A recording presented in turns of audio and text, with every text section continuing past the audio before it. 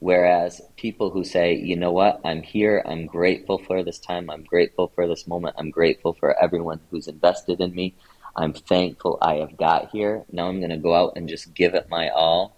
Those are the ones that tend to win because they're grateful, they're secure in what they've already accomplished and done, and they can have fun and be relaxed. And Dan even talks about be in the flow state, be in a state where there's nothing holding them back. There's no fears.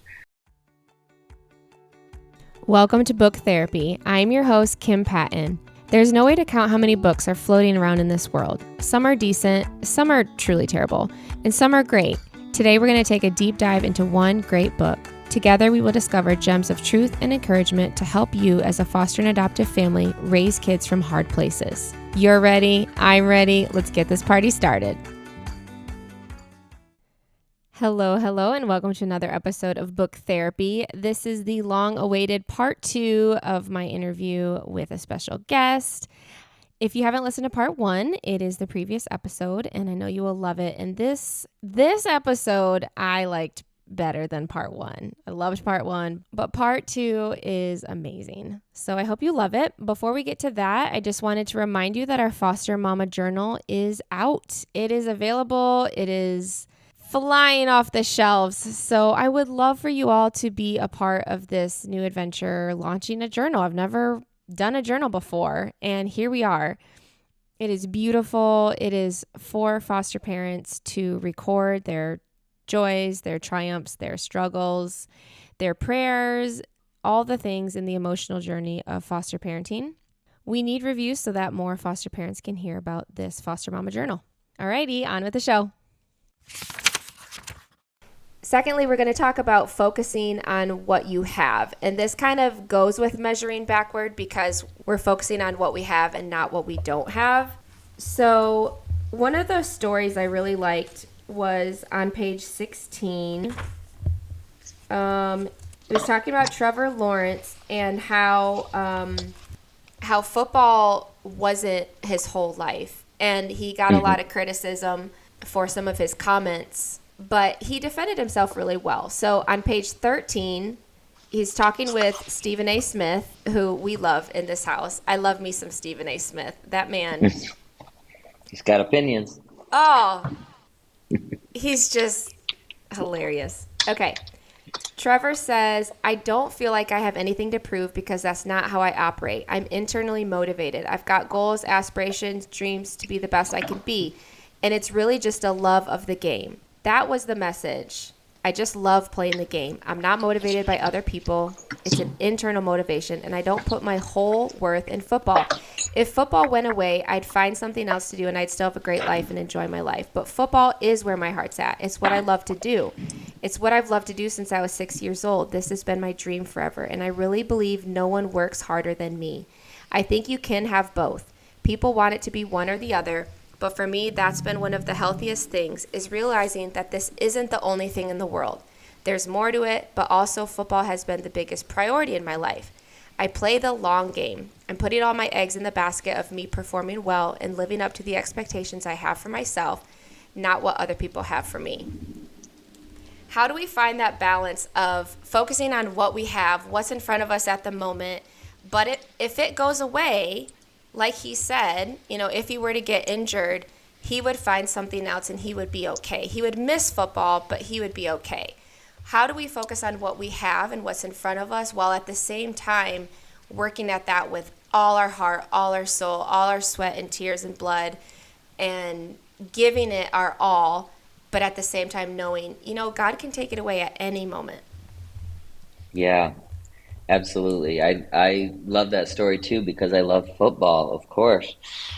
No, I think that gets down to something really deep in the sense of Trevor is talking about something that's really important, and we see it in sports.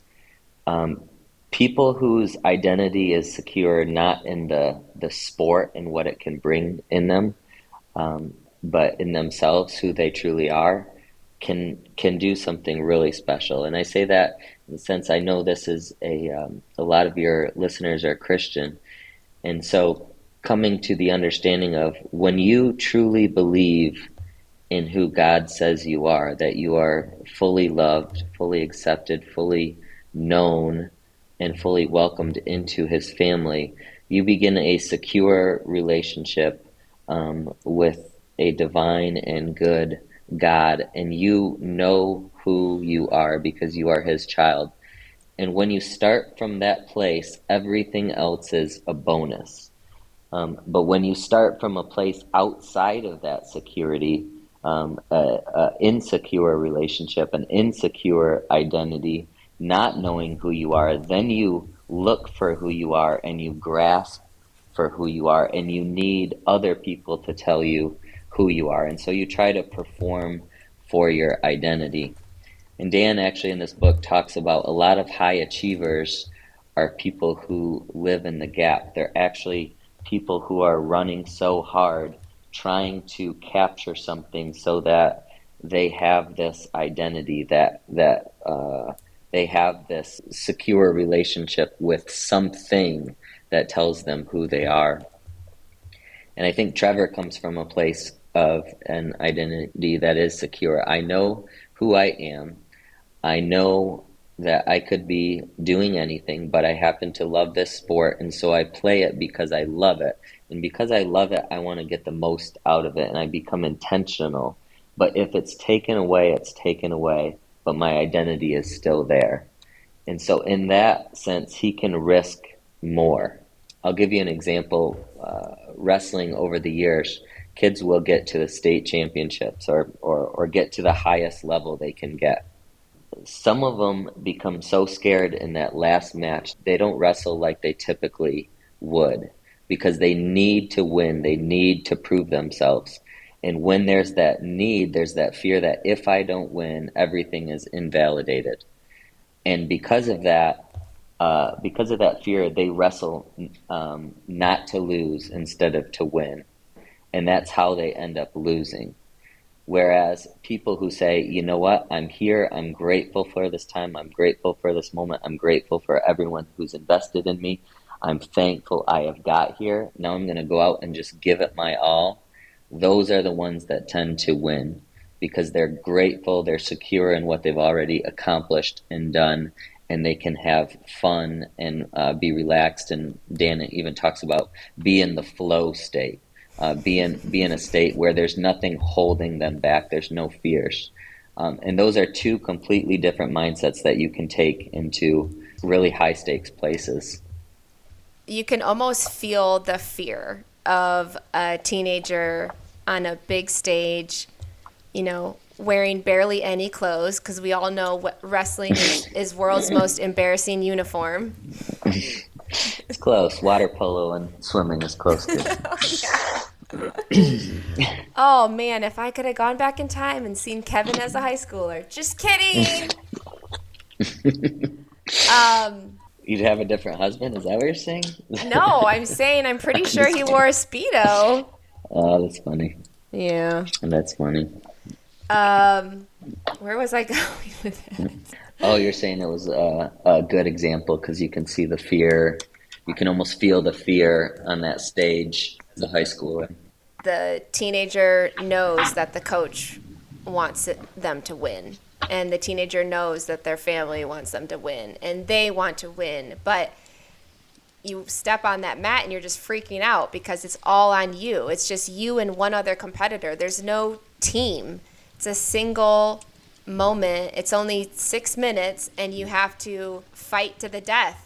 For us as humans wanting to win, I know we're using a lot of sports analogies, but just in general, like, I want to be the best mom. I feel like I fail often at that. I want to be a decent wife. I feel like I fail often at that. But at the same time, there's 1,000 memories that I make every week. When I'm on duty with the teenagers, if I focus on the gap, I can focus on their grades, their attitudes, the cleanliness of their rooms. I can focus on any negative behaviors. Or I can focus on the puzzle we did together, the way they made me laugh, whoever helped me with dinner one day or cooked up some french fries all on her own and, fried them in oil and everybody loved them. There's little things that I love to grasp onto, and that's what makes it so fun. That's what makes it an adventure to me. I could focus on the gap, or I can focus on all those small gains. Yep. So, our last thing is living in the present. And it kind of sums up what this whole concept is, the gap and the gain. You don't want to live in the future, like you said. You don't want to have goals where you feel like you're falling short every day. Turn with me in your hymnals to page 128. Holy, holy. All right, so Dan writes, I would go to bed feeling good but excited about the next day. I would wake up the next morning excited. Then that day I'd go out and try to have those 3 wins. But oftentimes what would happen is I'd have wins that were bigger than the 3 I had imagined the night before. And then I'd come home and have the same exercise. And what happens out of this exercise, and this has been going on for 15 years, is I'm always winning. Regardless Hmm. of whether there are any setbacks or there's any disappointments or obstacles, it doesn't matter. At the end of the day, I have my 3 wins. What if we kind of lived in that mindset? And I know Kevin challenged me when I was having a hard time when the babies were small and I was home with them all day.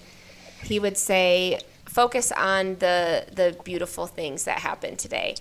And I'd go, after he got home from work, I'd go take a shower and I'd either cry or I would try to think about the good things of the day. And it was really Hmm. hard because I had high expectations for myself. I wanted to be patient. I wanted to be kind. I wanted to teach them well.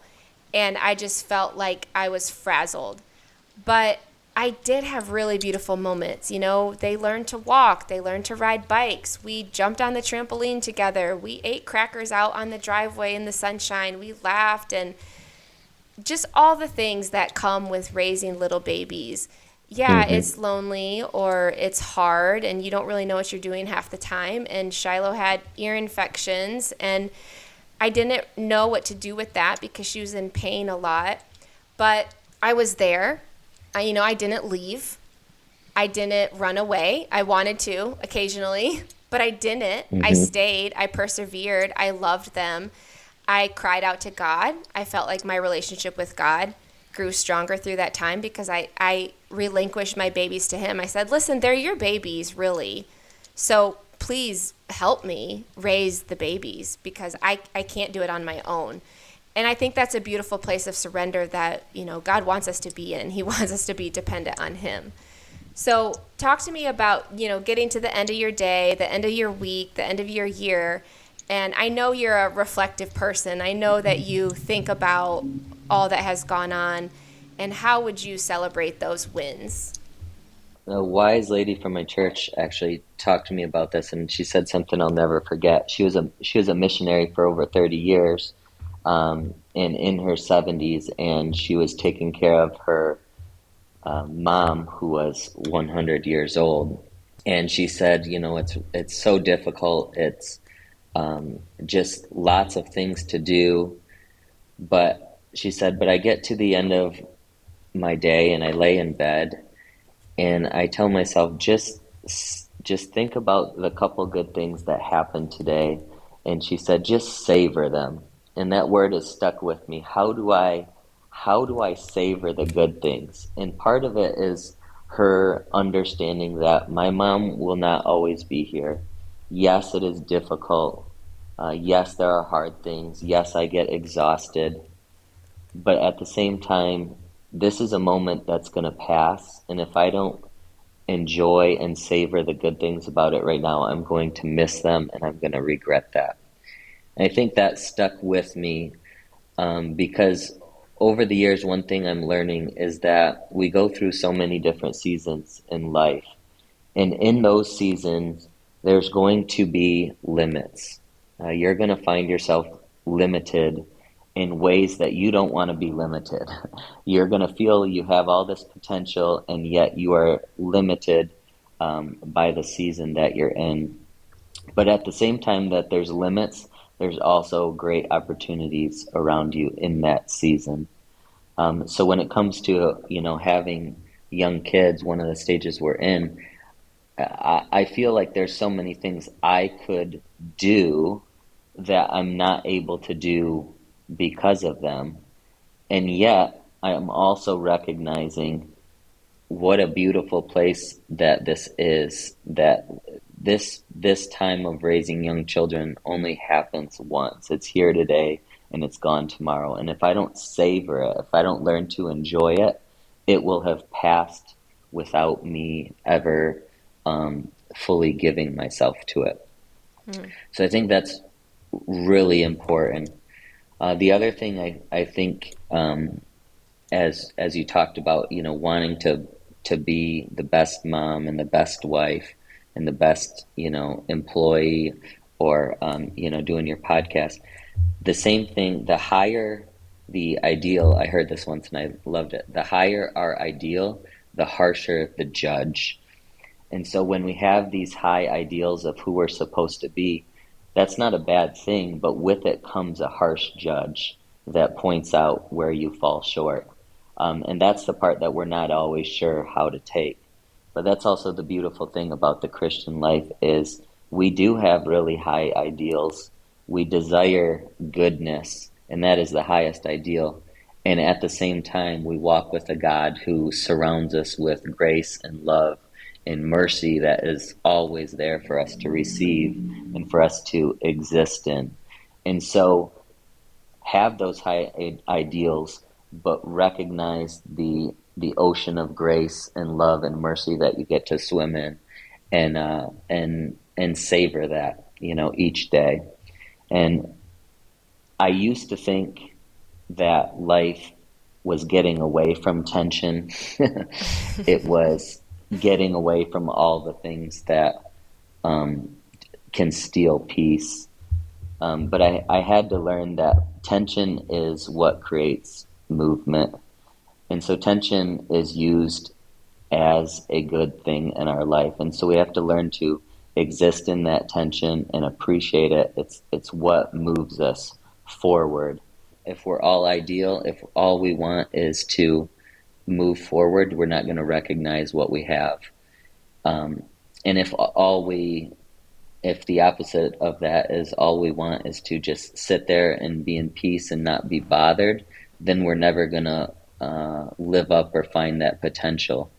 So we get to sit in the midst of that tension, and allow God to move us forward through those things, learning to savor and also learning to keep pushing ourselves up that mountain. I like how you talked about grace because with that tension and with all of these challenges, there is a lot of grace. And part of Hmm. living in the moment is accepting the grace, which is Yeah. very hard when you have such high ideals.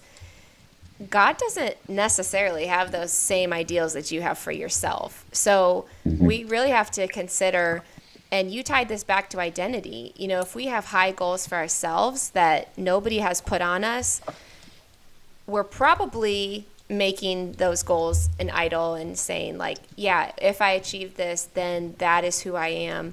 When really God's like, well, that's not who you are. That's not who I say you are. So Hmm. learning to accept that grace in the everyday moments, even as we do have those goals, you can strive for them, but in your striving, don't let your identity become wrapped up in the outcome. We need to learn to, and I need to learn really to live in the present, focus on what I have, measure success with a new definition of looking back and seeing, how far we've come. Yeah. One more thing I want to talk about, if you have time in your busy schedule, Pastor Joe. Yep. We're good. A lot of my audience are foster and adoptive families, and I loved how the author talked about in this book interacting with his kids and seeing their gains instead of their gaps. So, as a parent or as a coach or a teacher, someone who works with kids, how do you see this model in play with our kids? And how have you seen yourself get tangled up in the gap, with Yeah. expecting your kids to do things. And then when they fall short, you focus on the gap rather than, hey, a year ago they were at this level and now they're achieving this. hmm Is that something that you've been able to apply to your kids?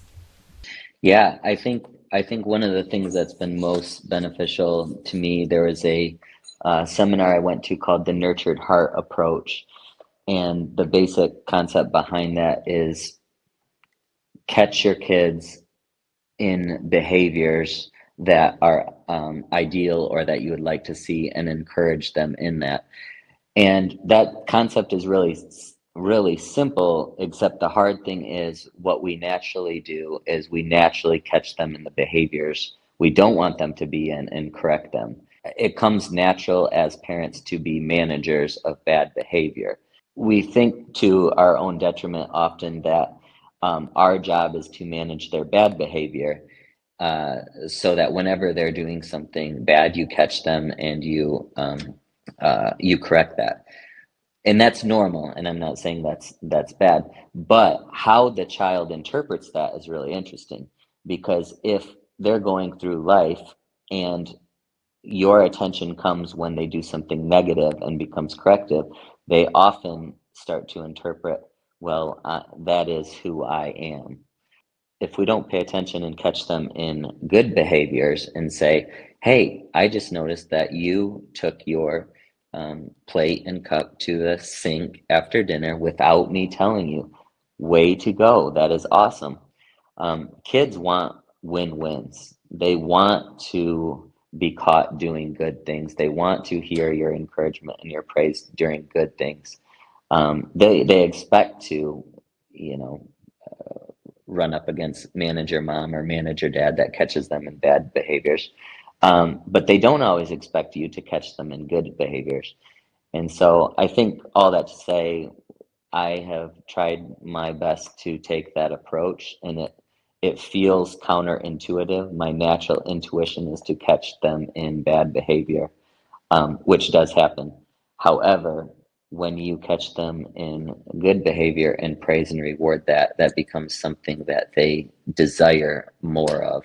And I think it has a compounding effect. Same thing when it comes to adoptive or foster situations.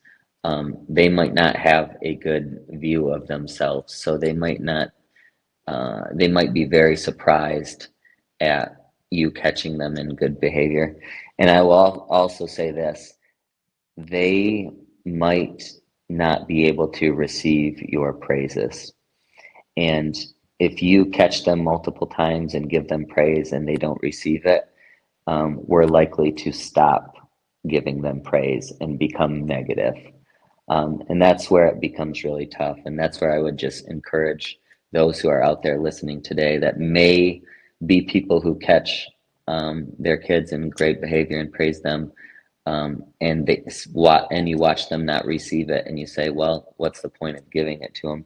I just encourage you to keep it up, because over time, that pattern over time, eventually, your kids will reflect on the way you treated them and the the spirit or the aroma that has come off of you over time, and they'll say, you know what, there's something really good about that. They actually loved me, and I might not appreciate it now, but 20 years from now, maybe I will appreciate it. And if that's the case, then you have to believe it's all worth it.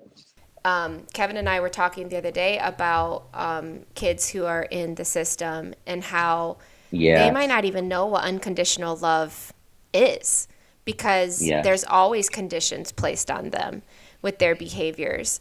This week, I had a beautiful, beautiful meeting with a teen and my supervisors, and I was witnessing just the beautiful exchange of unconditional love because this teen was fighting hard. She was saying everything in the book to get herself basically thrown out. And yet my supervisors just patiently kept asking questions. They spoke truth. They were hard on her. They said that's not true. And why would you say that? What makes you think that that's true? And the teenager just would not quit. And I thought, "Oh my goodness, this girl's going to get thrown Hmm. out of this place." She stood her ground, and my supervisors stood their ground, and eventually they were able to come to an agreement. And what it was pain. Pain was driving her. Pain was encouraging her to lash out on those who were trying to love her, because she wanted to reject them before they rejected her. And when we refused to reject her, she slowly could see, okay, these people really love me and they're not going to give up on me easily and they don't want me to leave. Hmm. So what are my choices? And she flipped, and my mouth was just Hmm. like about to drop open because I couldn't Yeah. believe it. I couldn't believe what I saw. It tells her that she's worth it. She's worth fighting for. And she can believe that for herself, that she's worth standing up for herself. It's powerful, Kim. Joseph, Kimberly. thank you for hanging out with me. It was better than I expected. I had Yeah. high hopes. Oh man. I loved it and I enjoy this. We talked yesterday for a second. We said we don't know where things are gonna go, but we'll go where they go. And I think that's what's special about conversations. I love talking with you. I love what you are doing. You are a special person. You're doing amazing things. You're a great mom and probably even a great wife. I'll have to check with Kevin. For those of you who don't know, Kim can cook like no other. I hate you so much. uh, Have you but ever even you've probably never even eaten anything I've cooked. You've probably eaten one meal I've cooked. That on vacation in New Hampshire when I made cavatini, like that pasta with pepperoni, um, yeah, yeah. I made that. I think that's the only thing you've eaten. I've never cooked for you. I don't think I ate it though. Philip ate it on a bed of spinach leaves because I had it cooked That's enough funny. vegetables. So he's like, we're gonna need some greens here. So Yeah. he Is passed there me. vegetables in this?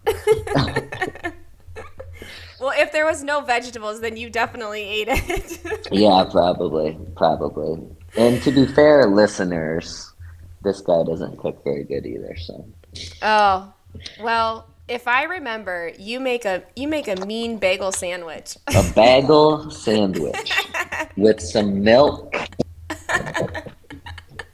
You're hitting all the northern words. Yes, with my mom. Yep, and a pap. I asked mom. Okay, this is the last thing I promise, and then we'll be done. But when mom was here, we went out to eat, and Kevin was like, "Did you teach Kim to cook? Like, was that ever a thing?" Like, he wasn't being rude, but it just kind of came up casually in Yeah, conversation. And yeah. mom is like, "I made sure that everyone knew how to make." And she listed Macaroni out and her cheese. mac and cheese, Yeah. eggs, and Kevin Eggs. busted out laughing because that's all I like. If Kevin is sick, I make eggs. I'm like, listen, this Yes. is eggs are for dinner. Yep. Breakfast, lunch, and dinner today, folks. Yep. Eggs, macaroni and cheese, pancakes. And that's maybe chili. That's about it. But the funny thing was, she said, "You had no interest. You did not." You said, "Why do I need to know this?" And you ran outside. And Yeah. Kevin was just nodding, and he's like, "Yeah, that sounds about right." But I did learn eventually. Yeah. The first thing I ever made for Kevin was eggs. Well, I'll tell you, like, I'm the same way. I'm curious now that we're on this topic, and who knows if people are listening anymore or not. But my mind does not go to cooking in the day or thinking or preparing food. Like that's a space that takes intense attention for me to actually go to that space. It's always a reactionary space. It's 6 o'clock.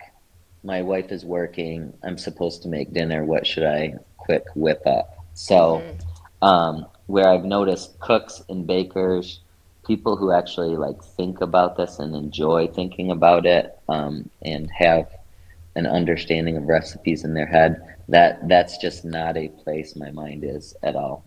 Okay, Um, so with that, where is my mind? we'll never know. Yeah. But I don't enjoy eating. Of course, everybody enjoys eating, but I don't think about what I'm going to make and get excited about it. I think about Mm-hmm. what can I put in my body to fill the hunger so I can get on with my day. It's a necessity, but it's Uh, not really an enjoyment. And it yeah. sounds to me like you're kind of that way too, because if you're not thinking about what you're going to make and how you're going to enjoy it, you don't care. Like you'll eat kind of anything just to fill the hunger. Yeah. Well, so that's where we differ. Dan would say that. Our brother Dan would say that. I would say I'm more like Dad. I don't think what I'm gonna make. I think what I'm gonna buy to eat. Because I do enjoy eating. I enjoy it a little too much. That's been one of my Okay, downfalls. okay. Yeah, well, and they made hamburgers for us every week. So Hmm. I'm either craving a Yeah. hamburger or Chick-fil-A, Yeah. like basically on a regular basis. Yep. That's kind Yep. of where I I'm feel going. you. I feel you. I do enjoy eating. I'm trying to be a person though that eats to feel good, uh, not just eats for the taste. And so that's been a change in my life over time. Gap and gain, right? Thank you so much for talking about the gap and the gain with me. I appreciate it. Yes. And that concludes our chat today. If you'd like to pick up the book, it is 25.99 on Amazon, and we'll see you all next week.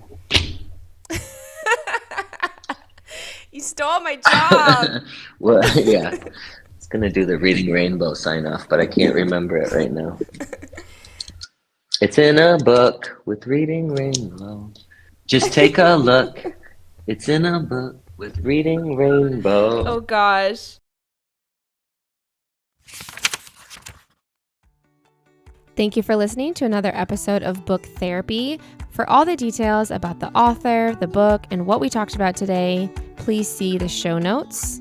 As always, if you enjoy this podcast, please leave us an honest review on Spotify or Apple. This helps get the word out. And even better, if you know of a foster adoptive family and you think this episode will encourage them, go ahead and send them a text, because not only will it brighten their day, but it will give them another resource, another tool as they are doing the hard work of loving and serving vulnerable children. Thank you, thank you, thank you. We will see you next time.